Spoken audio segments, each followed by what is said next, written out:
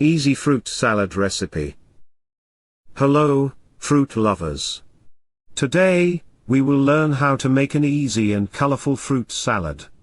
This salad is a delightful mix of fresh fruits and is very refreshing. Let's start mixing. Ingredients: 1 cup of strawberries, sliced. 1 cup of grapes, halved. 1 banana, sliced. 1 orange, peeled and segmented. 1 apple, diced. 2 tablespoons of honey. 1 tablespoon of lemon juice. Mint leaves for garnish.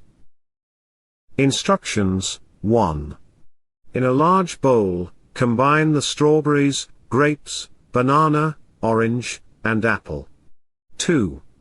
In a small bowl, mix together the honey and lemon juice. 3.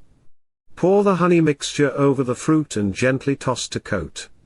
4. Refrigerate the fruit salad for at least 30 minutes to chill. 5. Garnish the fruit salad with mint leaves before serving. 6. Enjoy your easy and colorful fruit salad.